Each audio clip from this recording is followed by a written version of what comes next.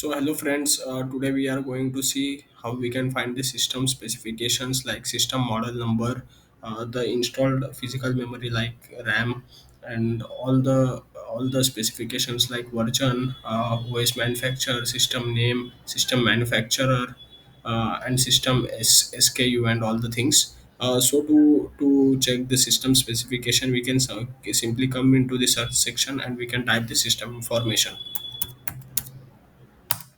So once we type the system information and press enter, so this pop-up will be opened over here, and here we can find all the system specifications. So here we can find the OS name, version, and all the things, and along with over here the main thing which we were searching is system model.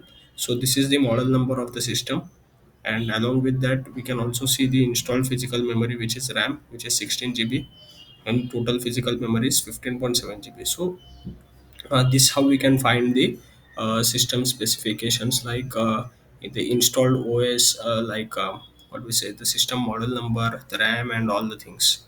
So this was all about how we can find the system information and the model number of the laptop or any device. Thank you.